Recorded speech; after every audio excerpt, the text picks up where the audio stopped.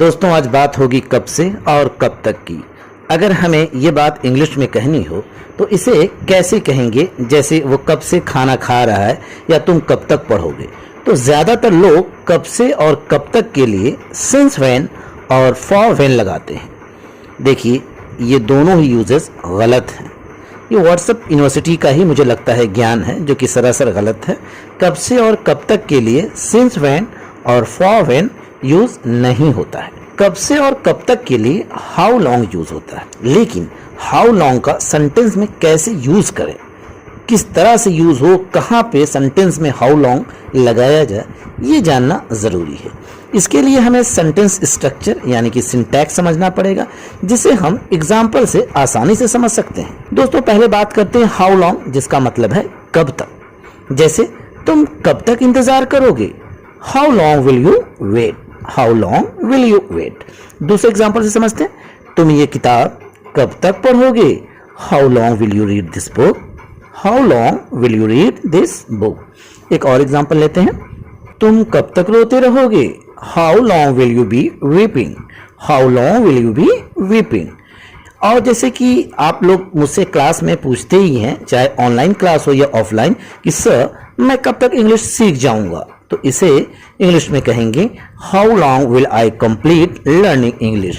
देखिए यहाँ सीखने के लिए तो लर्न वर्ड का यूज हुआ है, लेकिन कंप्लीट का इसलिए यूज कर रहे हैं क्योंकि पूरा करने का मामला है इस सेंटेंस में, है ना। सीख जाऊंगा यानी पूरे तरीके से सीख लूंगा, इसलिए कंप्लीट वर्ड का यूज हुआ है। How long will I complete learning English. इस तरह दोस्तों एग्जाम्पल से समझ में आ रहा है कि सेंटेंस स्ट्रक्चर यानी जो सिंटैक्स होगा वो होगा how long plus will plus subject plus verb की फर्स्ट फॉर्म यानी first form of verb plus object, और क्वेश्चन मार्क तो रहेगा क्योंकि हाउ लॉन्ग जो है एक क्वेश्चन वर्ड की तरह यूज हो रहा है, इसलिए सेंटेंस के लास्ट में क्वेश्चन मार्क तो रहना ही रहना है।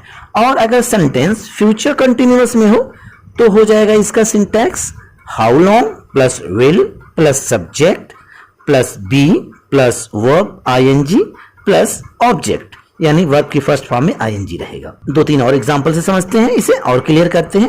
मैं कब तक ठीक हो जाऊंगा, how long will I recover, how long will I recover. जैसे तुम यहाँ कब तक रहोगे, how long will you live here, how long will you live here. देखिए बिल्कुल आसान है दोस्तों। जैसे दो तीन और एग्जाम्पल देखिए, तुम कब तक सीखते रहोगे, मैं कब तक बताता रहूंगा, हम कब तक दिल्ली पहुंच जाएंगे। बिल्कुल आसान है इनको ट्रांसलेट करना इंग्लिश में। इनका ट्रांसलेशन आप कमेंट करके बताइएगा दोस्तों। अच्छा हाँ, कैन का भी यूज कर सकते हैं इस तरह की बातों में, कब से और कब तक के लिए। जैसे कोई एक है, कोई कब तक ये बदतमीजी बर्दाश्त कर सकता है, तो आप इसे ट्रांसलेट करेंगे how long can anyone bear this rudeness, how long can anyone bear this rudeness. दूसरे एग्जाम्पल से और क्लियर हो जाएगा, मैं कब तक तुम्हारी मदद कर सकता हूं, how long can I help you, how long can I help you. अब आइए दोस्तों वीडियो के सेकेंड पार्ट में चलते हैं, यानी हाउ लॉन्ग का मतलब कब से कहां पे यूज करेंगे। कब से के लिए हाउ लॉन्ग का कैसे इस्तेमाल होता है, इसे भी हम एग्जांपल से समझते हैं। जैसे तुम यह काम कब से कर रहे हो, how long have you been doing this work for, how long have you been doing this work for. वह यहां कब से रह रहा है, वह यहां कब से रह रहा है, how long has been living here for, how long has he been living here for. तो दोस्तों एग्जाम्पल से क्लियर हो रहा है इसका सेंटेंस स्ट्रक्चर यानी कि सिंटैक्स। देखिए तुम कब से रह रहे हो, क्लियर हो रहा है कि यहाँ पे समय की भी बात हो रही है, और इससे बात समझ में आ रही है कि ये प्रेजेंट परफेक्ट कंटिन्यूअस की बात हो रही है। सेंटेंस स्ट्रक्चर जो होगा प्रेजेंट परफेक्ट कंटिन्यूअस से मिलता जुलता होगा। आइए देखते हैं, how long plus has have, अगर सब्जेक्ट सिंगुलर है तो हैज लगेगा, प्लूरल है तो have, plus subject plus being plus verb की फर्स्ट फॉर्म में ING plus object plus for question mark. याद रहे ध्यान से यहाँ पे फॉर लगाना है ना।